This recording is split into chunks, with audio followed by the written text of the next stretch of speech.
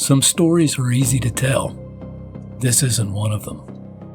There are experiences I've had over the years that I've shared publicly without hesitation. Some have been profound. Others have been so strange that even after living them, I still find myself wondering, did that really happen? This story belongs in that last category. Whether you hear it as a spiritual experience, a symbolic journey into the subconscious, or something else entirely, is up to you. I'm not here to convince anyone of anything. My only job is to tell you what I experienced as honestly as I know how. The woman in this story isn't using her real name. I'll call her Sarah. This journey took place in May of 2021. She had survived an abusive relationship that had left scars most people never saw. The man at the center of that relationship had been murdered, but his death didn't free her. If anything, it seemed to tighten the chains he'd wrapped around her while he was alive. Alcohol became normal, drugs became normal, chaos became normal. The night before I journeyed for her, Sarah did something that shook everyone who loved her. She jumped from a moving car. She wanted the pain to stop.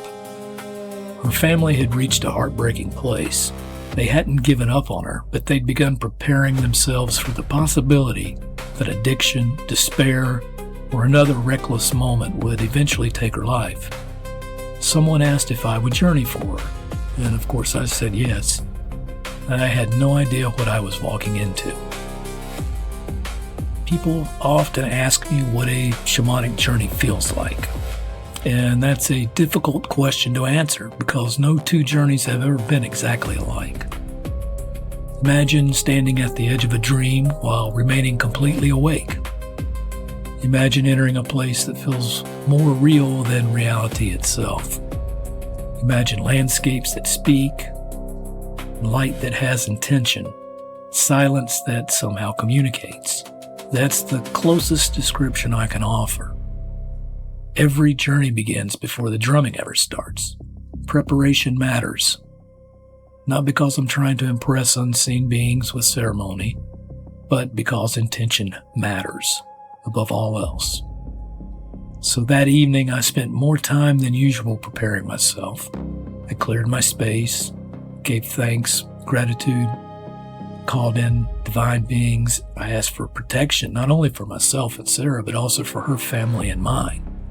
Something felt different, and I couldn't explain why. But looking back now, I think part of it was Sarah herself. She knew that I was journeying that evening. Part of it may simply have been the resistance that often surrounds people carrying tremendous pain, or perhaps something else already knew I was coming. Normally, my sacred space reveals itself almost immediately when the journey begins. That night, it didn't. It felt as though I was walking against a powerful current. Every step required effort, not physical effort, but something deeper, like trying to push through invisible water. Eventually, the resistance eased, and the familiar threshold appeared between my doorway into my sacred space, and a single stone slab waited in front of me. It marked the place where one world ended and another began, and I stepped across it. The first thing I noticed wasn't what I saw, it was what I heard. Thunder, not close, but far away, rolling across distant mountains. It wasn't violent, it was ancient. The kind of thunder you don't simply hear with your ears, you feel it in your ribs. I stood quietly, allowing my surroundings to reveal themselves. Then I realized something was wrong, very, very wrong. To my left flowed the familiar stream that has always greeted me in countless journeys, running from the mountains in front of me between the tree and where I would stand. Beyond it stood the great tree, the tree that has always served as my passage into the other realms. Normally, the field stretching toward that tree in the background had been filled with towering sunflowers, thousands of them, bright, warm, alive. But that night, the sunflowers were gone, every single one, and in their place stretched an endless sea of roses. white roses, red roses, perfectly formed, perfectly still. They were breathtaking, and somehow that made them unsettling. As I stood looking across them, a quiet voice interrupted my thoughts. There are always hidden dangers concealed within beauty. The words weren't spoken aloud. They arrived at the way truth sometimes does, complete and undeniable. I immediately recognized the presence behind them. Not by appearance, not by sound, by familiarity.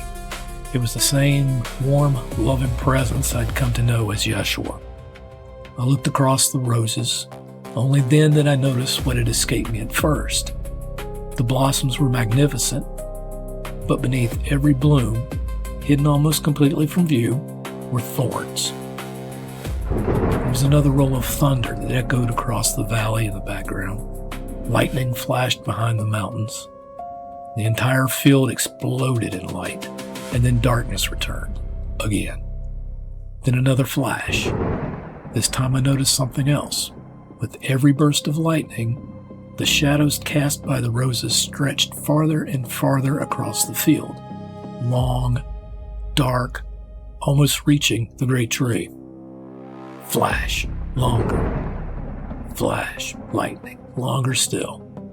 It felt less like watching weather and more like witnessing a conversation between light and shadow.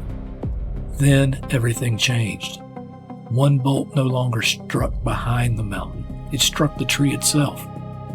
I instinctively expected splintering wood, fire, destruction, but none of it happened. Instead, the tree awakened. The bolt struck with a force that should have shattered the tree. For the briefest moment, I braced myself for the crack of splintering wood, for flames racing through its branches, for the kind of destruction nature is famous for. Instead, the impossible happened. The lightning didn't destroy the tree, it disappeared into it. Brilliant white light surged through the trunk, as though the tree itself has been waiting for that single moment. Every limb ignited, every branch, every twig, every leaf. It wasn't burning, it was alive. The light continued downward through the trunk and into the earth beneath it. Then, just as the branches had illuminated above, the roots awakened below. Thick roots, thin roots, roots so small I never would have known they existed until the light revealed them. It was as if the lightning had become a map. Everything that had always been hidden was suddenly impossible to miss. As I stood there watching, another realization settled over me. The lightning in the sky looked exactly like the branches of the tree. The roots beneath the earth looked exactly like the lightning. Heaven, earth, they mirrored one another. The tree had become a living bridge between the two, and something else caught my attention. When the lightning flashed across the sky, it created shadows. But when the light flowed within the tree, there were no shadows at all. Light that remained outside cast darkness. Light flowing from within revealed everything. That thought stayed with me, and it still does. The current continued spreading beneath the earth and moved away from the tree like ripples expanding across the surface of a pond. Except these ripples traveled underground. When the energy reached the stream, it behaved in a way I still struggle to describe. Rather than stopping, it accelerated. The instant the current touched the water, it shot upstream and downstream simultaneously. The entire stream erupted into shimmering brilliance. Millions of tiny flashes danced within the water. Not chaotic and not random, but organized and alive.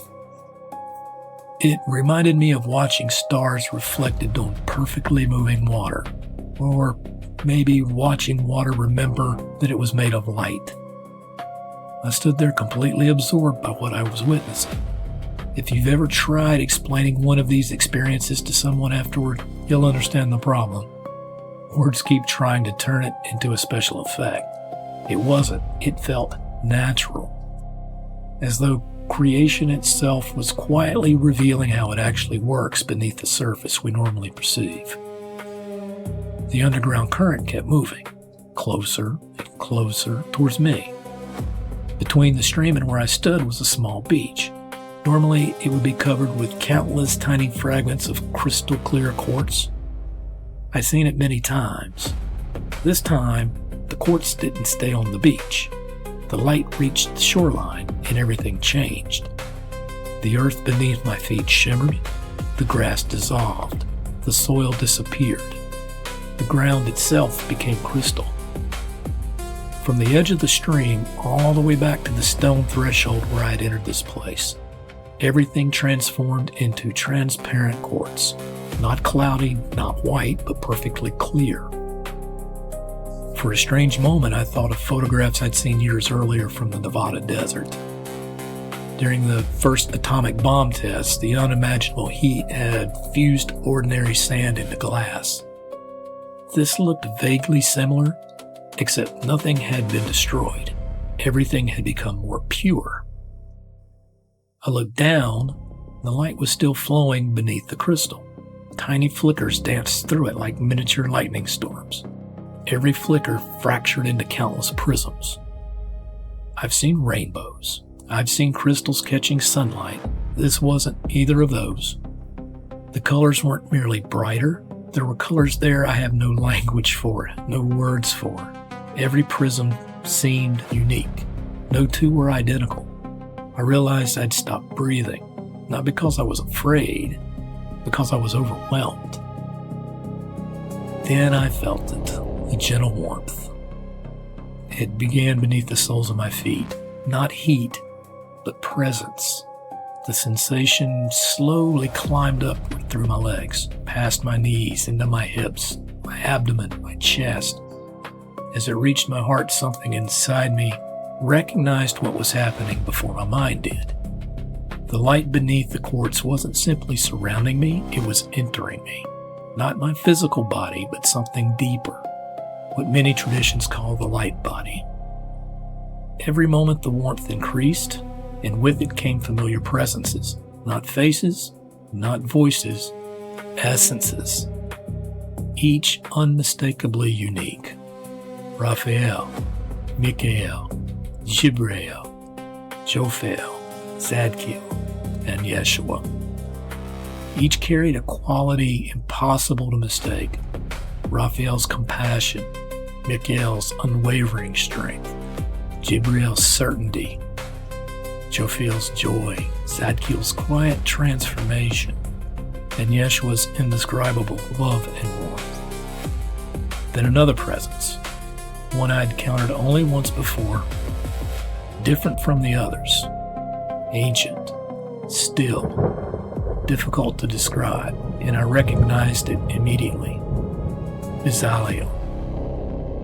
I wouldn't understand why that presence mattered until much later, but at that moment I simply accepted it. The warmth continued rising, and my entire light body filled with brilliance. Then something extraordinary happened. The energy didn't stop with me, it continued upwards. The silver column of light extended from the crown of my head into the sky above, connecting earth and heaven through me. Not because of me, but through me. There's an important difference. I've never believed these experiences are about me, because they're not. If anything, they constantly remind me of how small I really am. A flute doesn't create music, it allows music to pass through it. And that evening, I felt like the flute. The thunder had become distant now, almost peaceful. The stream continued sparkling beside me, and then Raphael spoke, not with sound, with certainty. Step into the water. So I glanced towards the stream. It was still glowing with the same unimaginable energy that had raced through it moments before. Now, I don't know about you, but somewhere back in middle school I vaguely remember learning that electricity and water make a rather unfortunate combination. Generally speaking, if you have to choose between standing in electrified water or wrestling an angry porcupine, I'd suggest neither. I waited. Perhaps I'd misunderstood. Nothing. Only the quiet certainty remained. Go ahead. There's nothing to fear. I smiled despite myself. There are moments during these journeys when humor somehow survives, and this was one of them. Well, I remember thinking, if this goes badly, at least it'll be memorable. And I took my first step into the stream. Nothing. Second step. Still nothing. Then everything changed. Heat. Not ordinary warmth, and not burning. Something beyond both. The sensation surged upward so suddenly it stole every other thought from my mind. It wasn't painful, but it was impossible to ignore. I looked down. White flames surrounded my body. Not orange, not yellow, but brilliant white, each flame tipped with crimson red.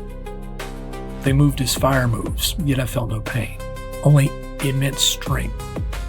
I stood motionless in the middle of the stream, waiting for an explanation. None came.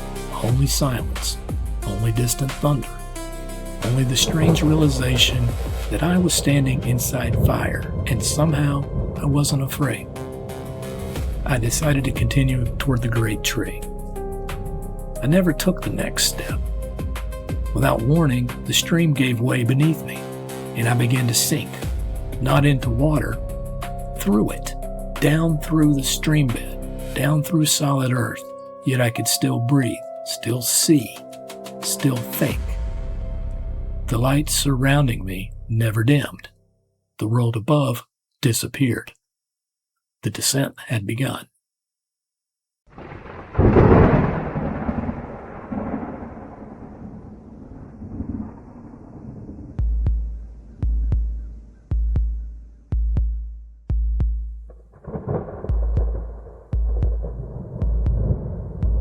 The tree, the thunder, all of it disappeared as I continued sinking through earth that somehow offered no resistance.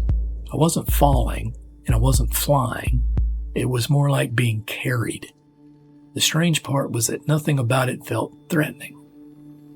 I could breathe normally. I could see clearly. The brilliant light that had filled my light body continued illuminating everything around me, even though I was now deep beneath the world I knew. Normally, when I journey into the lower realms, there are transitions, boundaries, if you will. They aren't always visible, but they're unmistakable. You know you've crossed from one level into another. This time, I never saw them. If they were there, I passed through them so quickly that they dissolved into a blur. Only later did I wonder if I'd crossed several realms without ever slowing down. Wherever I was being taken, someone or something wanted me there. The descent stopped as abruptly as it had begun. My feet touched solid ground. Silence. Not the peaceful silence of a forest after rain. This silence felt heavy and dense, like a room where an argument had just ended. The air itself seemed reluctant to move. Ahead of me stretched a narrow tunnel carved through stone. At the far end, barely visible, was a faint opening where a weak light flickered. It wasn't inviting, it was simply there. I took one step toward it. Something moved. It stepped into the tunnel between me and the opening, and then it stopped. People often ask me if these encounters frighten me. The honest answer? No. Courage isn't the absence of fear. It's deciding fear doesn't get to make the next decision. What stood before me would have terrified me years earlier. Now I simply observed. It stood close to 7 feet tall. Skin was a sickly brownish green, the color of stagnant water left forgotten in the bottom of a rusted barrel, you know. Its eyes were enormous, black. Not simply dark, black in a way that seemed to absorb light rather than to reflect it. Its face was wrong, not because it resembled an animal, not because it resembled a human, because it resembled neither. A long snout extended over the twisted mouth, filled with yellow-green teeth that looked as though they'd never stopped growing. 6 impossibly thin arms hung from its body.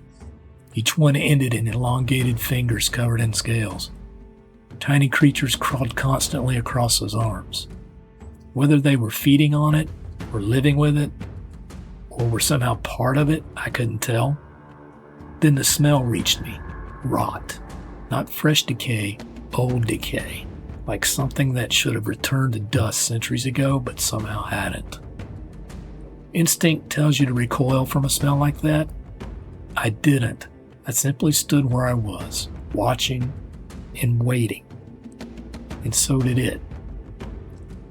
For several long moments, neither of us moved. Finally, it spoke. Its voice sounded as though stones had learned to speak. Why are you here? The emphasis wasn't subtle. You. The word lingered in the air. I couldn't tell whether it was questioning me or questioning the presence I carried within me, and to this day, I'm still not certain. I answered as calmly as I could. I'm a vessel for the light of the divine. And I paused. I'm here at Sarah's request. The creature laughed. If you've ever heard someone laugh with genuine joy, you know how contagious it can be. This was the exact opposite. Its laughter sounded empty and corrupted. As it laughed, thick saliva dripped from its mouth and splattered onto the stone floor. Where it landed, the ground hissed. It bubbled. The stone itself seemed to burn.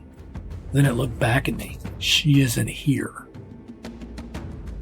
There was something unsettling about the certainty in its voice. Not because I believed it, but because I sensed it wanted me to. Confusion can be one of the most effective weapons we face. If you can convince someone they're already lost, they often stop searching. Before I could respond, another thought entered my awareness. Not mine, Yeshua's. Simple, direct. Ask its name. In nearly every tradition, names carry significance. To know a name is, in some sense, to see more clearly. I looked directly into those enormous black eyes. What is your name? And the creature hissed. It leaned forward and spat onto the ground between us. The acid hissed again. Silence. I asked once more, what is your name? And again, nothing. The silence stretched. Then something unexpected happened. I felt a firmness rise within me that wasn't entirely my own. Not anger, but authority. I heard my own voice speak with a strength that surprised even me. Tell me your name. The words echoed through the tunnel, and for just an instant, the creature hesitated. Not because of me, I knew that immediately. It recognized something greater standing with me. Slowly, it bit down until its face was only inches from mine. Its breath carried the same unbearable stench of decay. Its black eyes never blinked. I am Pinan. Then another pause. A guardian in the service of the darkness. The moment it spoke those words, understanding settled over me. It wasn't boasting. It was identifying itself, almost like a soldier announcing which army he served. There are moments during these journeys when explanations simply aren't necessary. You know, not because someone tells you, because truth arrives complete. This was one of those moments. I knew exactly what Pinan meant, not intellectually, but deeply. Whatever waited beyond that tunnel, Pinan existed to prevent anyone from reaching it. Raphael gently drew my attention beyond the guardian, toward the opening at the far end of the passage. There was something there, something partially hidden. I couldn't make it out clearly, only that it seemed to rest upon a pedestal. The faint light I noticed earlier wasn't coming from the cavern, it was coming from whatever rested there. Pinan shifted slightly, blocking my view once again. The challenge was obvious. No words were necessary. I looked at it, then toward the tunnel, then back again. We're going down there. I deliberately said we, not I or we. Something changed. For the first time, Pinan reacted. His posture stiffened. A low growl vibrated deep within its chest. The air seemed heavier. I had the distinct impression that it had suddenly become aware that I wasn't alone. Without thinking, my right hand reached for the furba that I carried. For those unfamiliar with it, a furba is a ritual dagger used in several Himalayan traditions. It isn't carried as a weapon in the ordinary sense. Symbolically, it's associated with pinning, cutting through, or transforming obstacles. I carried two during this journey. Until that moment, it had simply rested in my hand. Then everything changed. The instant I raised it, white fire erupted along all three edges of its blade. Not ordinary flame, living flame, brilliant white. Each edge tipped in deep indigo blue. I hadn't summoned it. I hadn't expected it. It simply was. An overwhelming certainty entered my awareness. Not spoken, known. Mikael. There are presences that comfort. There are presences that teach. Then there are presences that stand between light and darkness without the slightest hesitation. This felt like that. I took one step forward. Pinan took one step back. The guardian suddenly lashed out. All six arms whipped through the air in a blur. There was no time to think, no strategy, only movement. The blade rose, then swept upward in a single motion. There, the confrontation with Pinan reaches its conclusion. A mysterious sphere appears, and the path opens towards the chamber where illusion imprisoning Sarah is finally revealed. There was no anger behind it, no hatred, no desire to destroy, only absolute certainty. The flaming furba passed through Pinan from the base of its body to the top of its chest as effortlessly as a hand passing through mist. For one suspended heartbeat, nothing happened. Then the guardians shrieked and screamed. I've replayed that sound in my mind many times over the years, and I still can't compare it to anything I've ever heard in this world. It wasn't simply pain, it wasn't rage. It was something deeper. It was the sound of something realizing it had lost. The tunnel itself seemed to tremble. Pinan staggered backwards, its six arms flailing widely as brilliant white light poured through the opening created by the blade. Not blood, but light, or perhaps the absence of darkness. Then something extraordinary happened. Above the guardian, a sphere slowly materialized. It hung silently in the air, perfectly round, neither glowing nor reflecting light, yet somehow unmistakably present. From the opening in Pinan's body, wisps of dark smoke began rising toward it. Not rushing, not being pulled violently, simply ascending. As the smoke entered the sphere, it changed. The darkness softened. Its sharp edges disappeared. The blackness became pale, then silver, then something like morning fog illuminated by the first rays of sunrise. The transformation was gentle, merciful. I stood there watching in complete silence. The guardian that moments earlier had stood as an obstacle simply ceased to be. I had the unmistakable sense that this wasn't destruction, it was transformation. If I had to put words to what I understood in that moment, they would be these. Darkness had not been annihilated, it had been stripped of what made it darkness. The tunnel was open. Whatever had stood between me and the chamber beyond no longer did. I lowered the furba. The white flames gradually disappeared from the blade until it looked exactly as it always had. The silence returned, only now it felt different, less oppressive, as though something had taken its foot off the chest of the entire place. I walked forward. The tunnel narrowed as I advanced. The ceiling lowered, the walls closed inward. At first thought, the passage itself was changing. Then another thought occurred to me. Maybe it wasn't the tunnel becoming smaller. Perhaps my own light body was becoming larger. There are moments during journeys when explanations become less important than simply remaining present. And this was one of those moments. So I continued walking. Each step echoed softly. The faint light ahead grew stronger, not brighter, just closer. Eventually, I emerged into a circular chamber. It wasn't large, perhaps 20 feet across.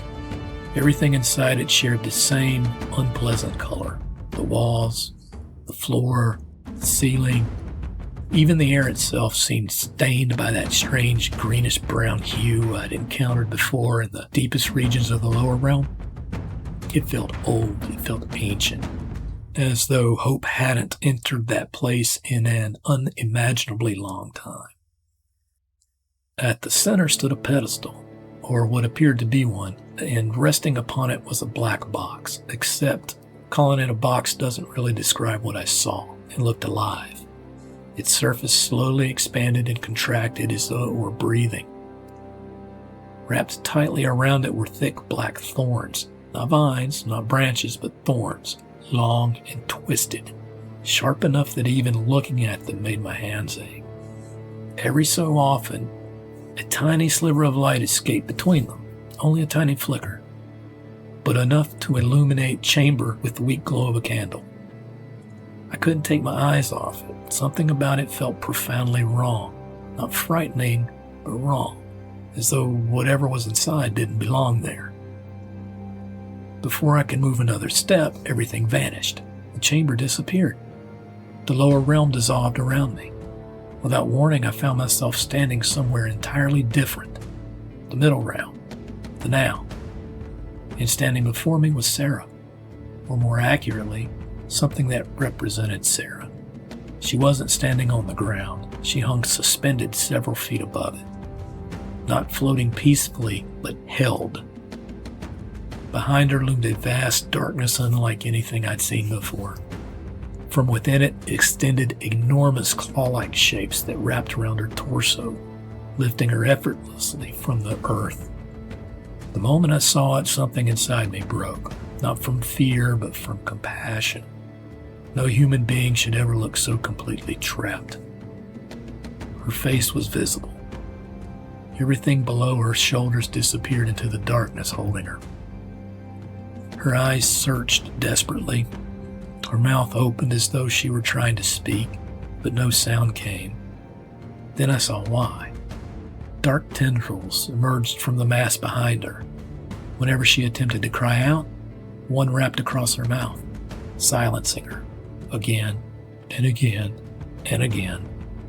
Watching it happen, I remembered another journey years earlier. I'd seen her then as well, in almost exactly the same condition. At that time, I'd wanted to help. She hadn't given permission. Without permission, I couldn't intervene. This time she had asked. Everything was different. Game on. The darkness didn't stop with Sarah. Dozens of long tendrils stretched outward from the mass behind her, reaching toward faint figures standing just beyond their grasp. Some I recognized immediately. Family. Loved ones. People desperately trying to reach her. Every so often a tendril brushed someone's shoulder or barely touched a foot. The figures recoiled instinctively, then cautiously stepped forward again, only to repeat the same heartbreaking dance. It reminded me of what addiction often does, not only to the person trapped within it, but to everyone who loves them. Everyone keeps reaching, everyone keeps hoping, everyone keeps getting hurt. Raphael's presence gently entered my awareness. Look above her. I lifted my eyes. There was no opening, no light, nothing. Open the space. I instinctively reached upward. Not with my hands, with intention, as though drawing curtains apart.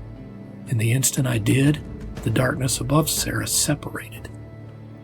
A brilliant column of white light poured downward from somewhere far beyond my sight. It entered through the crown of her head, and the effect was immediate. Darkness recoiled. Not much, only slightly, but enough that I knew light still had access to her. No matter how deeply someone falls, light always remembers the way home. As suddenly as I'd arrived, I was gone again. The middle realm dissolved. the chamber returned. The thorn-covered box waited exactly where I'd left it, only now I noticed something I hadn't seen before. The pedestal and the box weren't separate. They were the same thing. The pedestal rose directly from the floor. The floor blended seamlessly into the walls into the ceiling. Everything was connected. One living structure, one organism. I slowly walked around the side of the pedestal. From this angle, the illusion began to fail. The side of the box wasn't solid. It was almost transparent. The light escaping through the thorns wasn't merely leaking out. Something inside was trying to get free. Before I could think, words came from my mouth, firm, certain. "This," I said quietly, "is not allowed." And the chamber shook. A deep voice echoed from every direction at once, not loud, not angry, simply immense. "Who are you to decide what is allowed?" The sound seemed to vibrate through the stone itself. "This exists within the domain of balance." The room became perfectly still. Again, the certainty rose within me, this time stronger. I answered without hesitation, "No, this is not allowed." Then came words I knew were not entirely my own. "We are the light of the divine. We will not be intimidated or confused by your illusions." For several long moments, nothing answered. Then the laughter began. It wasn't Pennon's laughter. This was deeper, older. The entire chamber vibrated with it. The walls vibrated with it. They seemed to breathe. The floor pulsed under my feet, and then finally the voice spoke a single word. "My name is Moloch." And the chamber fell silent. And I understood the real confrontation had only just begun. The chamber fell silent. Not the kind of silence that brings peace, the kind that settles over a battlefield just before the first arrow is released. The single word lingered in the air, Moloch. There was no introduction, no explanation, no attempt to intimidate me beyond the weight of its presence. It didn't need to. The atmosphere alone carried enough gravity to make it clear that whatever I was confronting wasn't merely another guardian standing watching over a doorway. This was something else, something much older, something deeply invested in keeping what lay before me exactly where it was. So I stood motionless, not because I didn't know what to do, but because I had learned that reacting too quickly during a journey often means reacting to the wrong thing. Sometimes the greatest weapon of darkness isn't violence, it's distraction. So I waited. Raphael's presence gently drew my attention back toward the thorn-covered object. "Look deeper," he said. So I stepped closer. The closer I came, the more the illusion began to unravel. The black box wasn't really a box. It only appeared that way from a distance. The thorns, those were real, painfully real. But the shape they surrounded was something entirely different. The quote-unquote walls of the box shimmered, almost like smoke trying desperately to pretend it was solid. The illusion existed for only one purpose: to convince whoever looked upon it that what was inside could never be reached. That realization struck me with surprising force. How many prisons in our own lives are built the same way? Not with iron or with locks, but with beliefs. You'll never change. You're too broken. You've gone too far.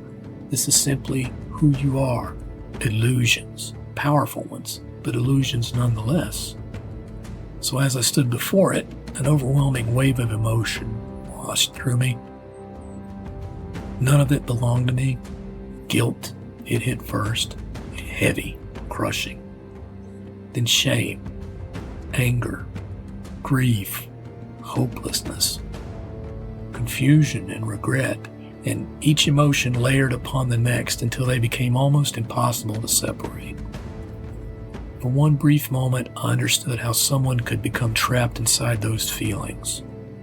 Not because they wanted to stay there, because they eventually forgot there was anywhere else to go. Then Yeshua's quiet presence entered my awareness. These are hers. And I understood immediately.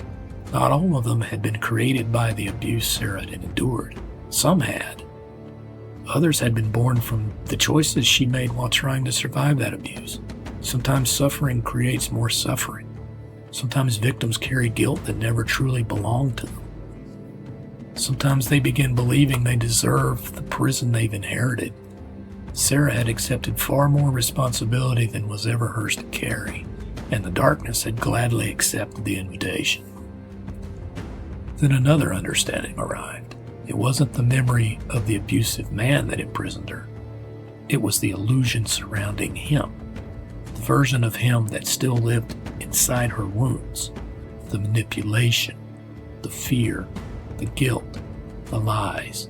Even though he was gone, the prison remained. It reminded me of an old house after the owners died. The owner may be gone, but the rooms still smell like them. The habits remain. The echoes remain. Sometimes the echoes become harder to leave than the person ever was. A low rumble rolled through the chamber, not thunder, a warning. I stepped closer anyway. Immediately the walls began to shift, the room narrowed, the ceiling lowered, the air itself felt heavier. The unmistakable message settled around me. Do not come any closer. Now fear would have been easy. Retreat would have been understandable. But instead, my hand reached once again for the furbo. This time nothing dramatic happened. No flames, no sudden burst of light. It remained exactly what it had always appeared to be. Simple, still, and waiting. I slowly turned behind me. Without consciously deciding to do so, I swept the blade across the wall. Left. To right. The blade never touched stone, yet the wall opened. Not cracked, but opened. As though an invisible curtain had been pulled aside. Brilliant white light poured into the chamber. I turned. Swept the blade again across the wall opposite me. Right to left. That wall also opened. More light flooded the darkness. The chamber changed instantly. Things that had remained hidden only seconds before became unmistakably visible.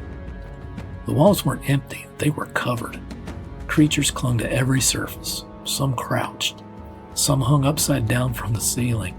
Others pressed themselves so tightly against the stone they had nearly disappeared into it. No two looked alike. Some resembled twisted gargoyles, others looked almost insect-like. A few possessed features I still can't adequately describe. Yet all shared the same lifeless greenish-brown color I'd seen throughout the lower realm. None attacked, but none fled. They simply held on, as though they feared losing something. Yeshua quietly revealed why. Look behind them. So I looked more carefully. Only then did I notice it. Each creature concealed light, tiny pockets of it. They weren't feeding on the light, they weren't destroying it, they were hiding it, covering it, preventing it from being seen. I found myself wondering how often that happens in our own lives, not because the light is gone, but because something has convinced us to stop looking for it. Without warning, the chamber disappeared again. The shift happened so suddenly I barely had time to register it. And I stood once more in the middle realm. Sarah was there. But everything had changed. She was no longer hung suspended by the great claw. She stood upright, barely. Her eyes were closed. Her breathing was shallow. Then I saw something that stopped me in my tracks. Long openings stretched across both her abdomen and her back. They weren't bleeding. Instead, maggots spilled from them, hundreds, perhaps thousands. They dropped silently to the ground around her feet. Had I seen this in ordinary waking life, I probably would have recoiled.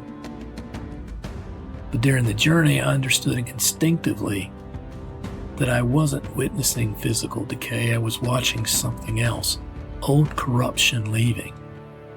The hidden consequences of years spent carrying wounds that never been allowed to heal. Raphael gently drew my attention back to the cuts. Only then did I recognize the openings matched the 2 slashes I'd made moments earlier through the walls of the chamber. The realization hit me like lightning. The walls weren't walls. The chamber wasn't a chamber. The pedestal wasn't a pedestal. The box wasn't a box. I had not entered a room. I'd entered something alive.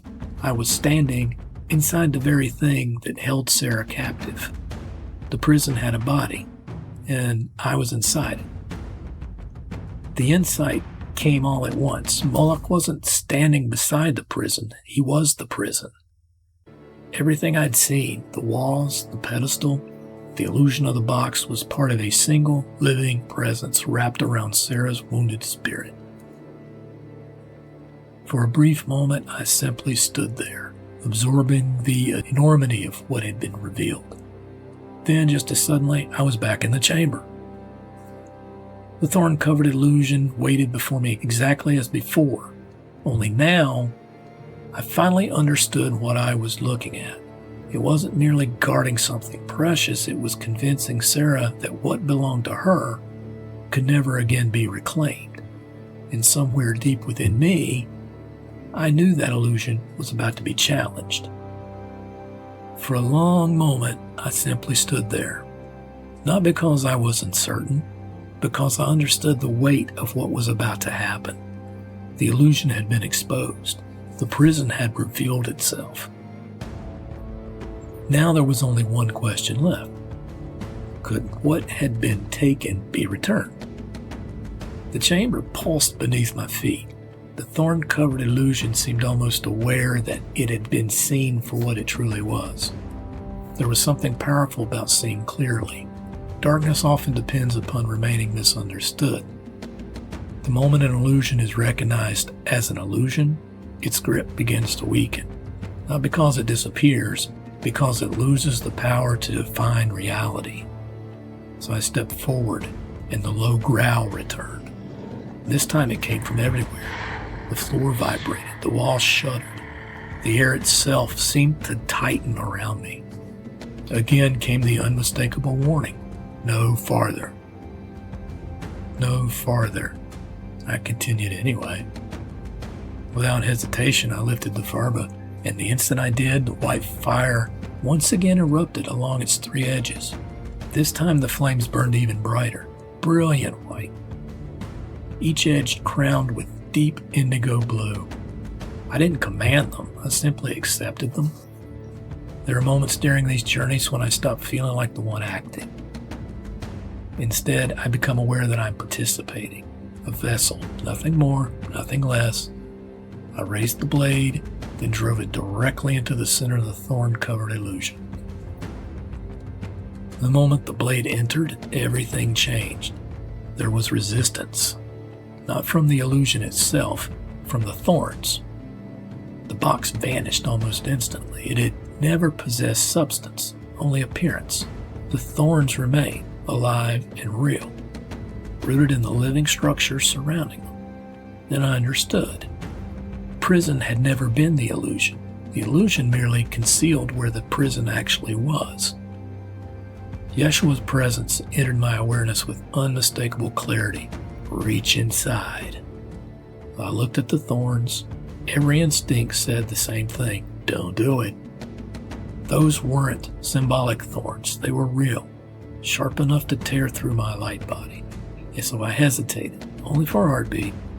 Then I remembered Sarah. I remembered the woman who had jumped from a moving car, the woman her family feared they were going to lose. If she'd lived through everything she had endured, I can certainly endure a few thorns, so I reached forward. The pain was immediate. The thorns tore through my hands, then my wrists, then my forearms. Not flesh, light. It felt unlike physical pain, yet it was unmistakably real. I pushed deeper until both hands disappeared completely into the open. The instant they did, I felt something waiting. Not an object, a presence. No, 2 presences. One radiated familiar brilliance, the other felt heavy, dense. Neither resisted me. Instead, they entered me. The light flowed effortlessly into the radiance already filling my own light body. The shadow followed as well, but it didn't remain within me. It was gently received by the ancient presence I had recognized earlier, Bezaliel. I still don't pretend to fully understand Bezaliel's role, only that the shadow wasn't destroyed. It was contained, held, without judgment, without fear, without allowing it to spread. Meanwhile, the light was embraced by a Yeshua. The contrast was breathtaking. Neither rejected what had been recovered. Both accepted it exactly as it was. Light, shadow, both returned to where they belong. I slowly withdrew my hands. The thorns tore through them again. Only this time they felt different. Not weaker, finished. As though they had already accomplished the only purpose they ever possessed. I looked at the furba. Once again, without planning it, my arm began moving, not in a strike, not toward an enemy. The blade traced a pattern through the air, one continuous motion, elegant, precise, a symbol, a sigil. I'd never seen it before, yet somehow I knew it. The movement felt unmistakably connected to Mikhail. Every line completed itself without thought. When the final stroke ended, the chamber erupted. A scream echoed through every part of the realm, far louder than Penan's, far deeper. It wasn't merely the cry of something wounded, it sounded like an entire prison collapsing. The walls shook violently. Cracks of brilliant white light raced through every surface. The greenish-brown darkness fractured. The chamber began dissolving around me. Then, everything disappeared. And I found myself once again standing in the middle realm, the now. Sarah stood before me. This time, her feet rested firmly upon the earth. The immense claw that had held her suspended was gone. The oppressive darkness had vanished. Only the openings in her abdomen and back remained. The maggots still spilled quietly onto the ground, and then movement. Several birds landed beside her. One, then another, until 7 or 8 stood calmly around her feet. Magpies. They were magpies, beautiful and fearless. Without hesitation, they began consuming every maggot that fell. Some listeners may find that image unsettling, and I understand. I did too. But standing there, I didn't experience disgust. I experienced relief. Nature was completing something. Decay was being carried away, not hidden and not ignored, but removed. There are moments when healing is beautiful. There are other moments when healing is messy, and this was both. Then I saw it, something I had been hoping for since the beginning of the journey. Behind Sarah, another presence began rising. Faint at first, then brighter, graceful, peaceful, her higher self. Not returning from somewhere far away, but emerging, as though it had been waiting patiently beneath years of pain. The brilliant column of light continued pouring into the crown of her head. Only now, it no longer encountered resistance. The connection had been restored. Watching that unfold remains one of the most beautiful moments I've ever witnessed during any journey. Not because something dramatic happened, because something true happened. Hope returned. Raphael's familiar presence surrounded me once more, gentle and compassionate, without words at first, and then, "This is where we part." And I nodded. There was nothing left to ask, nothing left to understand, only gratitude, one by one. The divine presences I had felt throughout the journey gently stepped outward from my own light body. The closest comparison I can make is an old pair of red and blue 3D glasses. For a brief instant, it was though 2 images separated, then became distinct. Raphael, Mikhail, Jibril, Jophiel, Zadkiel, Yeshua, Bezaliel, and others whose names I still do not know. Each returned to the brilliant stream of light flowing into Sarah, and I quietly thanked every one of them. Then the drumming changed, the callback began, and it was time to go home.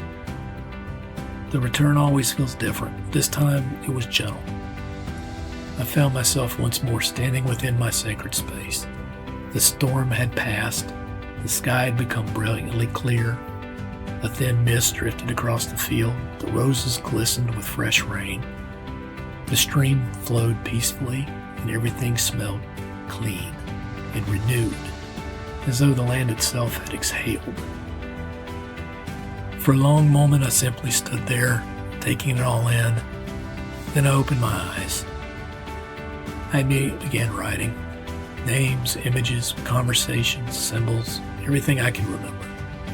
I wrote the names of the beings exactly as they had sounded to me before I ever attempted researching them. There was simply too much to trust to memory alone.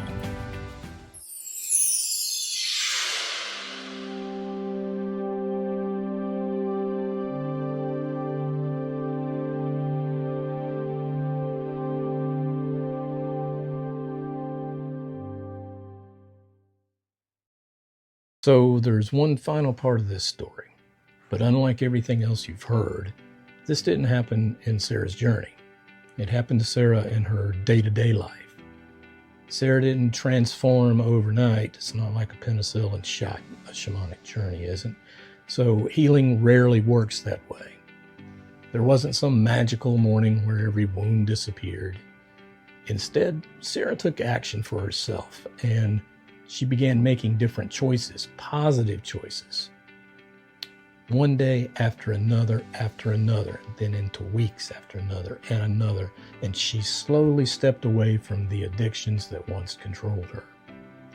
She rebuilt her relationships. She rediscovered parts of herself that she thought were gone forever. Little by little, the woman whose family feared they would soon be burying her began to live again with her, and today she's thriving, and I'm so very proud of her. Am I telling you the journey caused that? No, I can't honestly say that. Healing is rarely one moment. It's 1,000 moments. It's 1,000 choices.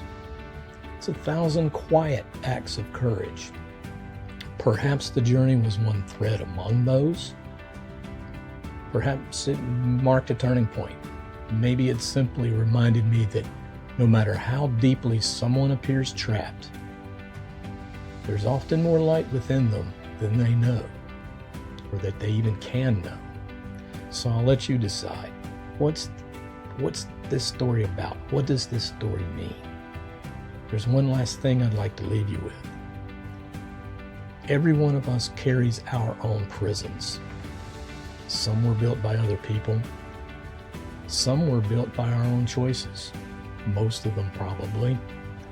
Most are held together by stories we've believed for so long that they've begun to feel like God's honest truth. Stories can change. Prisons built by illusion, they don't disappear because someone breaks down walls. They disappear because someone finally recognizes they were never within the walls to begin with.